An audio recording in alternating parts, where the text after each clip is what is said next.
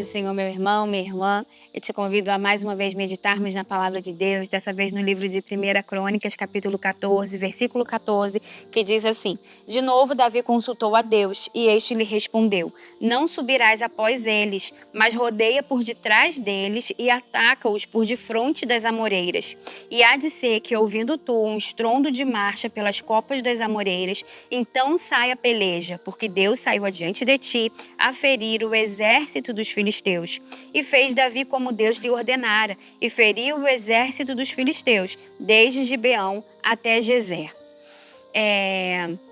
Nós sabemos que Davi foi um grande conquistador, né? Foi um grande guerreiro, batalhou contra diversos exércitos, venceu grandes batalhas, mas aqui a gente vê ele consultando a Deus se deveria ou não entrar numa batalha contra os filisteus, se deveria, como deveria ser a estratégia, né? Como ele deveria guerrear contra aquele exército. Mas o que chama a minha atenção aqui é que Davi já havia enfrentado os filisteus diversas vezes. Não era a primeira vez que ele estava enfrentando esse inimigo. Ele já havia enfrentado desde a sua mocidade, né? Aqui ele já havia se tornado rei, ele já tinha aí uma longa experiência em batalhas, em lutas, porque a gente sabe que a vida dele foi marcada por isso, né? Por lutas, por batalhas. Ele já tinha fugido de Saul diversas vezes, se escondido, se visto em tantas situações difíceis, guerreado tantas batalhas.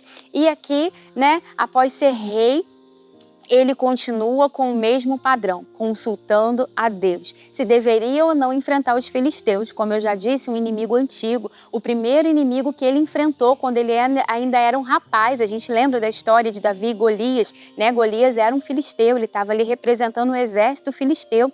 Então Davi já havia enfrentado os filisteus muitas vezes. Davi agora já tinha uma bagagem, né, de guerras, de batalhas, então ele já tinha um conhecimento profundo nessa área. Davi agora já era rei, ele já tinha todo um exército à sua disposição. Então o que Davi poderia ter pensado, né?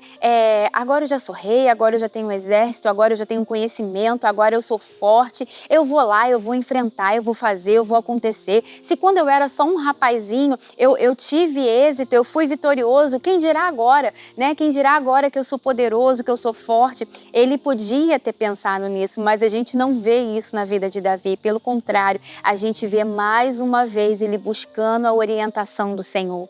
Ele pedindo a Deus a estratégia correta, ele perguntando se ele deveria ou não ir. E com certeza esse é um dos segredos de Davi ter uma vida tão vitoriosa, de Davi ter enfrentado e vencido exércitos tão grandes, né? De Davi sempre crescendo, seu reinado sempre crescendo e sempre prosperando, porque Davi continuou com um coração humilde. Davi, ele não atribuía a ele as vitórias, ele reconhecia, ele sabia que era Deus, que era de Deus que vinham as suas vitórias, que se ele fosse na força dele, na força do exército dele, por mais poderoso, numeroso que fosse, ele sabia que ele não venceria. Então a gente vê aqui em Davi atitude de humildade, de saber, de reconhecer que não era ele, era Deus através dele que garantia a vitória.